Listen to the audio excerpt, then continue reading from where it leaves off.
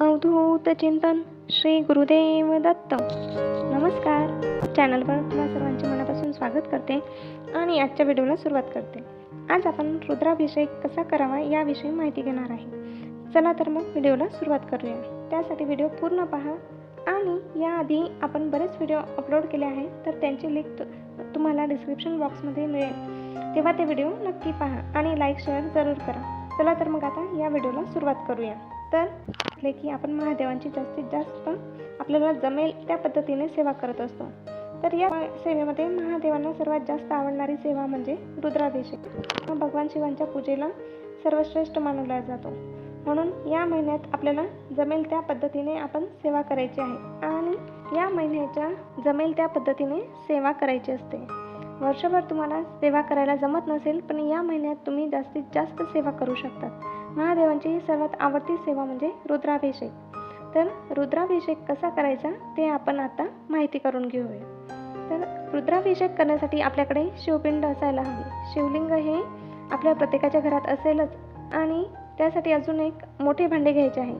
त्यात शिवलिंग ठेवायचे आणि ते भांडे मोठे का सांगितले मी, कारण जेवढाही वेळ आपण स्तोत्र वाचणार असतो, रुद्र अध्याय वाचणार असतो, तर तेवढा वेळ आपल्याला पाण्याने अभिषेक करायचा असतो आणि ते पाणी त्या भांड्यात अगदी व्यवस्थित राहायला हवे, ओव्हरफ्लो व्हायला नको.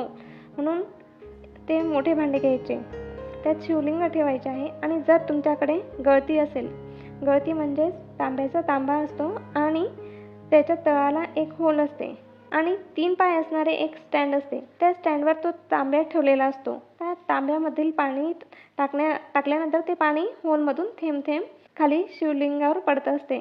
त्या पूर्ण सेटअपला गळती म्हणतात. जर ती तुमच्याकडे असेल तर ती गळती ठेवायची आहे आणि ती गळती अशी ठेवायची की ते पाणी बरोबर शिवलिंगावर पडेल, या पद्धतीने ठेवायचे आहे. आणि जर तो तांब्या लहान असेल तर तुम्ही त्यावर लक्ष ठेवायचे आणि त्यातील पाणी संपण्याआधीच त्यात अजून पाणी ॲड करायचे, म्हणजे शिवलिंगावरील अभिषेक कंटिन्यू सुरू राहील, त्यात खंड पडणार नाही. आणि तुम्ही स्तोत्र रुद्र अध्याय वाचन करणार त्यावेळेस शिवलिंगावर अभिषेक होत राहील. अशा पद्धतीने ते करायचे असते. आणि जर तुमच्याकडे गळती नसेल तर काही हरकत नाही, तुम्ही एका भांड्यामध्ये पाणी घेऊन चमच्याने देखील शिवलिंगावर अभिषेक केला तरी चालतं. म्हणजे आपले वाचन सुरू ठेवायचे आणि एका हाताने चमच्याच्या सहाय्याने शिवलिंगावर अभिषेक देखील करत राहायचा. अशा पद्धतीने देखील तुम्ही करू शकतात. अगदी साधी सरळ सेवा केली तरी ती महादेवांपर्यंत पोहोचते. फक्त आपली श्रद्धा आणि आपला भक्तिभाव महत्त्वाचा आहे. म्हणून तुम्ही अशा पद्धतीने देखील करू शकतात. तर मग हे करत असताना आपल्याला काय काय बोलायचे आहे, कोणती स्तोत्र बोलायचे आहे ते आपण आता पाहूया. आणि अजून एक महत्त्वाची गोष्ट ती म्हणजे तुमच्याकडे जे शिवलिंग असेल त्यावर नंदी आणि नाग नसावा, फक्त आणि फक्त शिवलिंग असायला हवी. तीच देव्हाऱ्यात ठेवायची आहे. आणि सर्वात महत्त्वाचे म्हणजे तुमच्याकडे श्री स्वामी महाराजांच्या देव्हाऱ्यात अधिष्ठान हवे. देव्हाऱ्यात त्यांचा फोटो असेल किंवा त्यांची मूर्ती असेल तरीही चालेल. त्यानंतर मग आपण रुद्राभिषेकाला सुरुवात करायची आहे. तर सर्वात अगोदर आपण श्री स्वामी स्तवन म्हणायचे आहे आणि एक माळ श्री स्वामी समर्थ मंत्राचा जप करायचा आहे. त्यानंतर मग आपण महादेवांच्या शिवलिंगावर पाण्याचा अभिषेक करायचा आहे. गळती असेल तर त्यात पाणी टाकायचे आहे आणि अभिषेक सुरू करायचा आहे. आणि तांब्यातील पाण्याकडे लक्ष ठेवून त्यात पुन्हा पाणी ॲड करायचे आहे. आणि आता मी तुम्हाला जी स्तोत्र सांगणार आहे ती स्तोत्रे बोलायची आहे. तर सर्वात अगोदर आपल्याला शिव महिमा स्तोत्र, गणपती अथर्वशीर्ष हे बोलायचे आहे एक एक वेळा. त्यानंतर श्री रामरक्षा स्तोत्रातील सुरुवातीचे 1 ते 9 श्लोक आहेत ते 1 वेळा बोलायचे आहेत. रामरक्षा स्तोत्र तुम्ही पूर्ण जरी बोलले तरी चालते.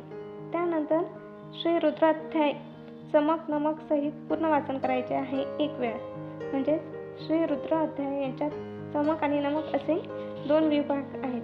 त्यात चमकमध्ये 11 अनुवाक आहेत आणि नमकमध्ये देखील 11 अनुवाक आहेत. तर चमकमधील 11 अनुवाक आणि नमक विभागातील 11 अनुवाक असे 1 वेळा बोलायचे आहे. आणि त्यानंतर मग शिव कवच 1 वेळा बोलायचे आहे. शिव गायत्री मंत्र 11 वेळा, महामृत्युंजय मंत्र 11 वेळा बोलायचा आहे आणि महामृत्युंजय मंत्र पंच प्रणवयुक्त जो आहे तो देखील 11 वेळा बोलायचा आहे. त्यानंतर मग अमृत संजीवनी मंत्र हा देखील 11 वेळा बोलायचा आहे. संजीवनी मंत्र 11 वेळा बोलायचा आणि त्यानंतर कालभैरव स्तोत्र 1 वेळा बोलायचे आहे. शिव अष्टोत्तर नामावली 1 वेळा बोलायचे. आणि तुमच्याकडे जर 108 बेल म्हणजेच बिल्वपत्र असतील तर 108 बेल अर्पण करायचे आहेत आणि जर 108 बेल नसतील तर एक बेलपत्र जरी असेल तरी ते देखील तुम्ही 108 शिवनाम घेऊन ते बोलायचे आणि मग अर्पण करायचे. म्हणजे शिव अष्टोत्तर शत नामावली बोलायची आहे किंवा 108 वेळा ओम नमः शिवाय या षडाक्षरी मंत्राचा जप करायचा आहे. आणि एकाच बिल्वपत्रावर तुम्ही 108 वेळा ओम नमः शिवाय बोलून तुम्ही महादेवांना अर्पण करू शकतात किंवा मग जर तुम्हाला शक्य असेल तर जास्तीत जास्त बिल्वपत्र अर्पण करू शकतात. 108 पेक्षा जास्त बिल्वपत्र असतील तर ते अर्पण करू शकतात आणि त्यानंतर मग शिवशंकर ध्यान 11 वेळा बोलायचे आहे. अशा पद्धतीने आपल्याला हे सर्व बोलायचे आहे. हे सर्व स्तोत्र आपण बोलत असतो त्यावेळेस गळतीमधून पाण्याचा जलाभिषेक महादेवांच्या शिवलिंगावर व्हायला हवा, हे लक्ष असू द्यायचे आहे. आणि जर तुम्ही चमच्याने किंवा पळीने करणार असतील तर पळीने देखील तुम्ही पाणी शिवलिंगावर अभिषेक करू शकतात. म्हणजे तो पळीने देखील कंटिन्यू ठेवायचा आहे. या दोन्ही पद्धतीने तुम्ही करू शकतात. फक्त आपण ही सेवा करताना अगदी मनापासून करायची आहे. आणि त्याचबरोबर शिवलिंग तुम्ही ज्या भांड्यात ठेवले आहे ते थोडे मोठे असायला हवे, कारण ही सेवा करायला बराच वेळ लागतो. म्हणजे ते आपल्याला वाचण्याच्या स्पीडवर देखील अवलंबून आहे, पण तरी जवळपास 1 ते 1.5 तास तरी लागतो. तेवढा वेळ थोडा कमी जास्त होऊ शकतो, म्हणून लक्षात असू द्यायचे.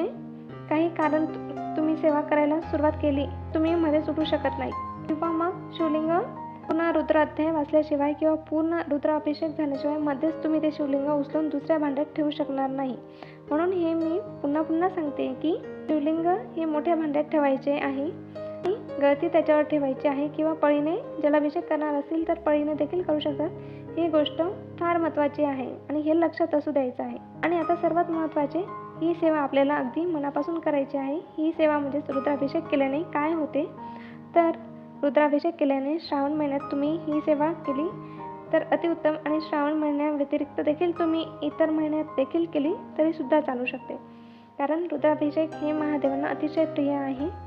जण अगदी नित्यनेमाने रुद्राभिषेक करत असतात, तर अशा पद्धतीने देखील आपण अभिषेक करू शकतो. अभिषेक पूर्ण झाल्यानंतर जे तीर्थ असेल म्हणजे जे अभिषेकयुक्त जल असेल तर ते सर्व आपल्या घरातील सर्वांनी ते प्यायचे आहे. त्याचबरोबर तुम्ही घरात देखील शिंपडू शकतात, कारण ते फक्त पाणी राहत नाही तर ते अतिशय पवित्र असे तीर्थ होते. आणि रुद्र अध्याय किंवा रुद्राभिषेक झाल्यामुळे हे जल अतिशय पवित्र असते.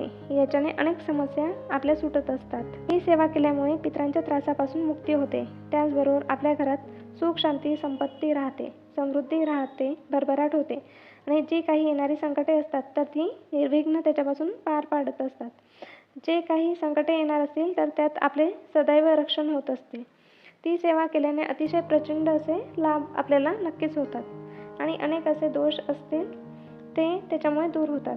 जसे की पितृदोष असेल, वास्तुदोष असेल, बाहेरील बाधा असेल किंवा काही वाईट शक्तींचा त्रास होत असेल तर ते देखील त्याच्यामुळे दूर होतात. त्याचबरोबर काहींच्या संततीविषयक समस्या असेल तर त्या देखील निवारण्यास मदत होते. ही अतिशय उच्च कोटीची सेवा आहे, महादेवांना प्रिय असणारी सेवा आहे. त्याचबरोबर शिवलीला अमृताचे पारायण तुम्ही करू शकतात आणि ते नसेल शक्य तर तुम्ही शिवलीला अमृतमधील 11वा अध्याय आहे त्याचे देखील पठण करू शकतात.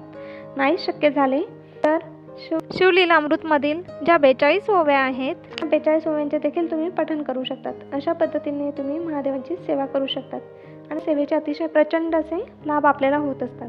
आपल्याला ती स्तोत्रे बोलायची आहेत, म्हणजेच रुद्राभिषेक करताना आपल्याला शिवमहिमा स्तोत्र, गणपती अथर्वशीर्ष, रामरक्षा स्तोत्र, रुद्राध्याय, रुद्राध्यायाचे चमक नमक विभाग, शिवकवच हे सर्व नित्यसेवेचे जे पुस्तक आहे त्याच्यात सर्व दिले आहे. त्याचबरोबर हे जे मंत्र सांगितले आहेत, संजीवनी मंत्र, अमृत संजीवनी मंत्र, महामृत्युंजय मंत्र, हे सर्व काही नित्यसेवेच्या पुस्तकात आहेत. जर ते तुमच्याकडे नसेल तर ते तुम्ही नक्कीच मागवून घ्या किंवा तुमच्या घराजवळ कुठे केंद्र असेल तर तिथे विचारा किंवा जेथे देवांचे पुस्तकं मिळतात तेथे देखील तुम्ही दिंडोरी प्रणित स्वामी समर्थांचे नित्यसेवेचे पुस्तक विचारू शकतात. आणि ज्यांच्याकडे हे पुस्तक आहे तर त्यांनी ही सेवा केलेली नसेल प्रत्येक सोमवारी करावी. माहिती तुम्हाला कशी वाटली नक्की सांगा आणि व्हिडिओ आवडला असेल तर प्लीज लाईक करा, चॅनलला सबस्क्राईब करा आणि बेल आयकॉनवर ऑलसाठी क्लिक करा, म्हणजे पुढे येणाऱ्या व्हिडिओचे नोटिफिकेशन तुम्हाला मिळेल. धन्यवाद. ओम नमः शिवाय.